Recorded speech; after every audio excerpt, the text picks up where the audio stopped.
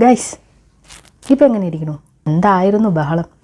ഞാൻ മരിച്ചിട്ടുണ്ടെങ്കിൽ അവളും ഒറ്റയ്ക്കാകുമെന്നുള്ള വിഷമത്തിലാണ് ഞാൻ അവളെയും കൂടെ കൊന്നത്. ഇപ്പം തെളിവെടുപ്പ് നടന്നുകൊണ്ടിരിക്കുമ്പോൾ വായിന്ന് സത്യങ്ങളൊക്കെ പുറത്തേക്ക് വരുന്നുണ്ട്. സ്നേഹമായിരുന്നില്ല, വൈരാഗ്യത്തിൻ്റെ പുറത്തായിരുന്നു ഞാൻ അവളെ തലക്കടിച്ച് കൊന്നത്. എന്താലേ അതിന് റീസണോ? ആ പെൺകുട്ടി കുറച്ച് സ്നേഹവും വിശ്വാസവും തോന്നിയിട്ട് അവന് പണയം വയ്ക്കാൻ ഊരിക്കൊടുത്ത മാല തിരിച്ചു ചോദിച്ചപ്പോഴാണ് അവന് ദേഷ്യവും വൈരാഗ്യവും സ്റ്റാർട്ട് ചെയ്ത് ആ പെണ്ണിനെ തലക്കടിച്ച് കൊന്നത്. ഇവിടെ നമ്മൾ ചിന്തിക്കേണ്ട ഒരു കാര്യമുണ്ട്. ഇന്ന് ആ പെൺകുട്ടിക്ക് അഫാൻ എന്നൊരു വ്യക്തിയോട് അത്രയേറെ സ്നേഹവും വിശ്വാസം ഉണ്ടായിരുന്നു. അതുകൊണ്ടാണ് ആ പെൺകുട്ടി അവന് വിശ്വസിച്ച് സ്വന്തം മാല ഊരിക്കൊടുത്ത് പണയം വെച്ചോളാൻ പറഞ്ഞതും. അതുമാത്രമല്ല, ആ മരണത്തിന് തൊട്ട് മുന്നേയും കൂടെ അമ്മയ്ക്ക് സുഖമില്ല എന്നും പറഞ്ഞാണ് ആ ഒരു വ്യക്തി ഈ പെൺകുട്ടിയെ വീട്ടിലേക്ക് വിളിക്കുന്നത്. അപ്പോഴും ആ പെൺകുട്ടി വീട്ടിലേക്ക് വരുന്നുണ്ട്. അതും ഈ പറഞ്ഞ സ്നേഹത്തിൻ്റെ വിശ്വാസത്തിൻ്റെ പുറത്ത് തന്നെയാണ്.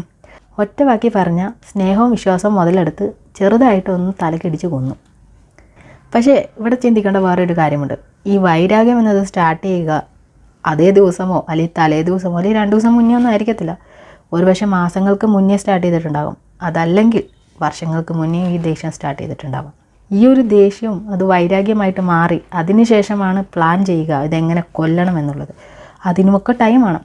ഒന്ന് ആലോചിച്ച് നോക്കിയിട്ടുണ്ടെങ്കിൽ കുറേ നാളുകൾക്ക് മുന്നേ ഈ അഫാൻ എന്ന വ്യക്തിയുടെ ഉള്ളിൽ ഈ ചിന്തകളുണ്ടാകും.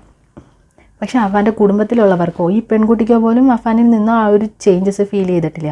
ആ ഒരു പെരുമാറ്റത്തിലോ സംസാരത്തിലോ ഒരു മാറ്റവും തോന്നിയിട്ടില്ല.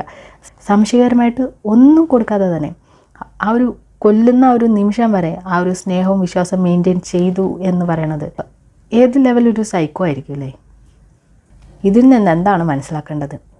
നമ്മുടെ മുമ്പിൽ നമ്മുടെ കൂടെയോ ചിരിച്ചുകൊണ്ട് നിൽക്കുന്നവർ പോലും നമുക്ക് വിശ്വസിക്കാൻ പറ്റാത്തൊരു സിറ്റുവേഷൻ ഉണ്ട്. അവരായിരിക്കും ചിലപ്പോൾ നമ്മുടെ കഴുത്തറുത്തിട്ട് പോവുക. അതുകൊണ്ട് പ്രേമിച്ചുകൊണ്ടിരിക്കുന്നവർ, പ്രേമിക്കാൻ പോകുന്നവർ, കല്യാണം കഴിച്ചവർ, കല്യാണം കഴിക്കാനിരിക്കുന്നവർ, അവർക്ക് എനിക്കൊരൊറ്റ കാര്യം പറയാനുണ്ട്.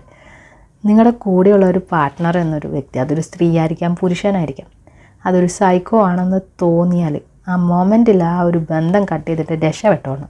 ഇല്ലെങ്കിൽ അവസാനം ഭിത്തിയിൽ പടമായിട്ട് തൂങ്ങേണ്ട വരും.